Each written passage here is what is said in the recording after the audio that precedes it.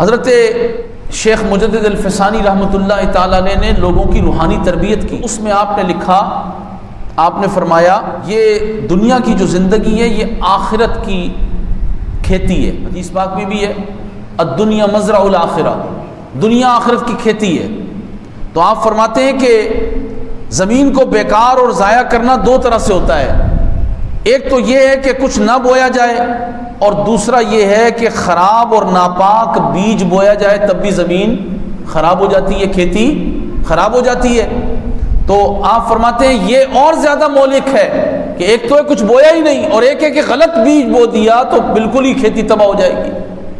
تو یہ دنیا ہے، اس کے اندر جو کھیتی ہے آخرت کی، اس کے اندر صحیح عمل کا، صحیح عقیدے کا بیج بونا ضروری ہے۔ پھر آپ فرماتے ہیں، سنیں غور سے، فرماتے ہیں کہ خود کو ناقص پیر کے سپرد کرنا، خود کو کس کے سپرد کرنا؟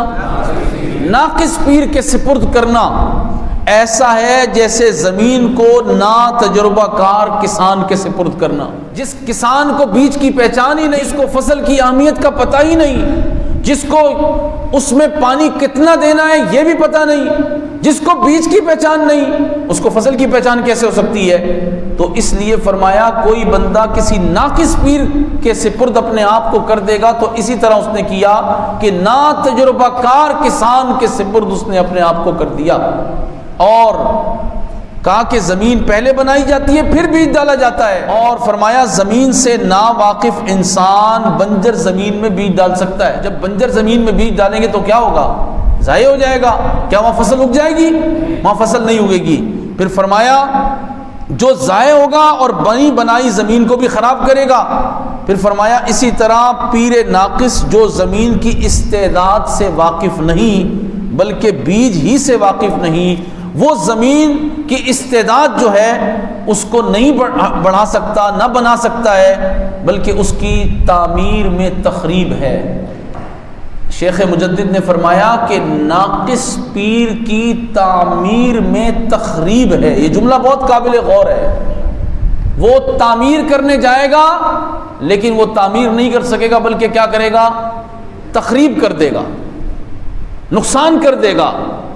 جاہل آدمی جب پیر بن جائے، جاہل آدمی جب مولوی کے نالے لگ جائے، جاہل آدمی جب منبر پر بیٹھ جائے تو وہ اپنی مرضی سے اپنے نفس کی خواہش کے مطابق دین کی تشریح کرے گا، دین کے مسائل بتائے گا، اس سے پوچھا کچھ جائے گا وہ جواب کچھ دے گا۔ جب وہ دین کی تشریح اپنی عقل سے کرنے لگ جائے گا تو نتیجہ کیا ہوگا کہ وہ لوگوں کی تعمیر نہیں کر سکے گا، بلکہ کیا کرے گا؟ وہ تخریب کر دے گا، ان کے نظریات کو منہدم کر دے گا، ان کے اعمال کو خراب کر دے گا۔ اس لیے علماء نے فرمایا کہ جب کسی شخص کے ہاتھ میں ہاتھ دینا ہو تو اس شخص کے لیے پہلی شرط یہ ہے کہ وہ صحیح العقیدہ سنی ہو، اور دوسری شرط یہ ہے کہ وہ اتنا علم رکھتا ہو کہ کتابوں سے اپنی ضرورت کے مسائل دیکھ کر نکال سکتا ہو۔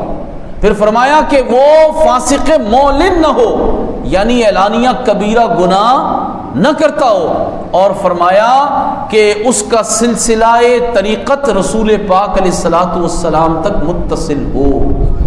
یہ چار شرائط ہیں پیر کامل کی۔ جو خود بیچارہ دین کے مسائل نہ جانتا ہو، جب اس کے ہاتھ میں ہاتھ دے دو گے تو پھر وہ آپ کے دین کی تعمیر نہیں کرے گا بلکہ دین میں تخریب کرے گا، اور یہ ہو رہا ہے۔ شیخ مجدد کے قول کے مطابق اگر آپ اس کو سمجھیں تو یہ ہو رہا ہے کہ لوگ جو جاہلوں کے ہاتھ چڑھ گئے، ان کے نظریات، ان کے عقائد، ان کے اعمال سب برباد ہوتے چلے گئے، یہاں تک کہ جہلاء نے رسول پاک صلی اللہ علیہ وسلم کی عزت اور ناموس کا جب مسئلہ آیا تو وہاں بھی مداہنت کی، اور اپنی عقل کے مطابق انہوں نے جو سوچا اس کو صحیح سمجھا اور امت کو معاذ اللہ اس گمراہی پر لگا دیا کہ رسول اللہ کی عزت و ناموس پر بھی حملہ ہو۔ وہ کہتے ہیں جو ہماری پالیسی ہے، جو ہماری عقل میں آتا ہے، جو ہم کہتے ہیں آپ اس کے مطابق چلیں۔ واللہ العظیم رسول اللہ کی عزت و ناموس کا قانون کسی کی عقل کے مطابق نہیں بنایا گیا، بلکہ اللہ نے اپنی غیرت کے مطابق رسول اللہ کی عزت و ناموس کا قانون بنایا ہے۔ تو پیر کو چاہیے کہ درس تو یہ دے کہ دیکھو جب حضور کی عزت و ناموس کا مسئلہ ہو، ختم نبوت کا مسئلہ ہو، حضور کی نسبتوں کے تقدس کا مسئلہ ہو، تو پھر ہماری عقل اور ہماری پالیسی کی کوئی حیثیت، بلکہ اللہ کی غیرت کے مطابق جو حکم ہے قرآن کا، جو حکم ہے رسول پاک علیہ الصلوۃ والسلام کا، اور جو طرز ہے صحابہ کرام علیہ رضوان کا، اس کے مطابق تم نے چلنا ہے، ہماری بات کو فالو، ہماری بات کو عمل میں۔